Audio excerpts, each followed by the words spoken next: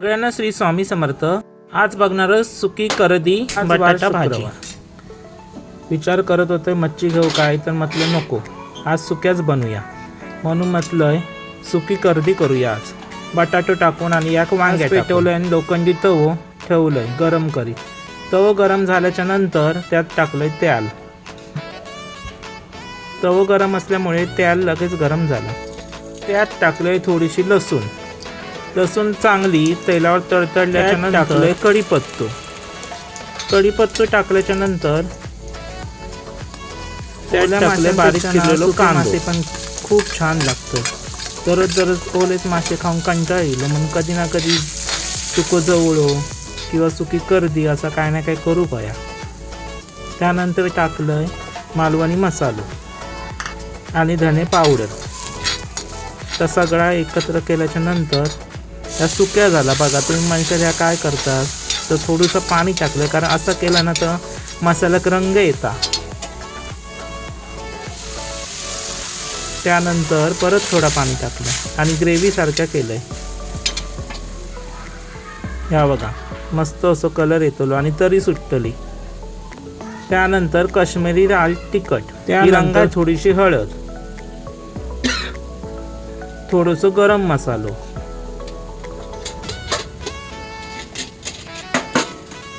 या सगळा टाकल्यावर परत ढवळलंय। तो मसालो ना सगळं भाजून घ्यायचं व्यवस्थित, मग लागतं मस्त आणि रंग येता। आणि आपल्या पातळ नाही करूचा, सुक्या करूचा। थोडंसं पाणी आणि टाकलं। हे बघा मस्त त्याका उकळी इली, बाजून अशी तरी इली आणि 4-5 कोकमा।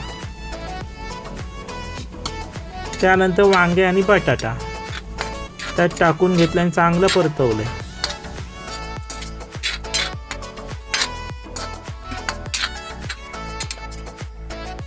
नंतर ही करदी, आता ही करदी ना पहिलीच साफ करून ठेवलेली होती आणि तव्यावर अशी परतून घेतलेली होती सुकी, म्हणजे त्याच्यात काही कूस वगैरे असला तर त्या बाहेर पडता आणि आसडून घ्यायची।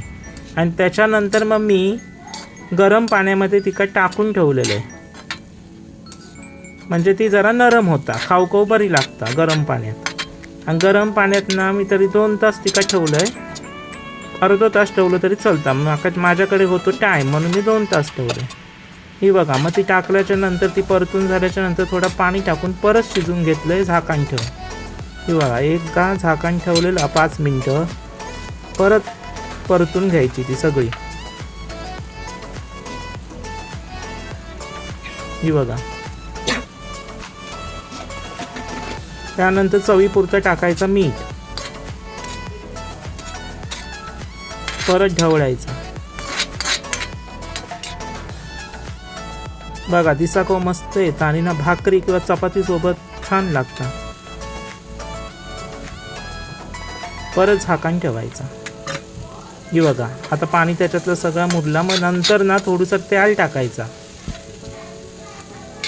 तेल टाकून झालं परत सगळं खालीवर परतवून घ्यायचं। आणि हो का बटाटो शिजलो। आणि त्यानंतर ओल्या नारळाचं खोबरा व्हायचं, मस्त लागतं। खोबरा टाकून एकदा बघा, छान चव येता। ही बघा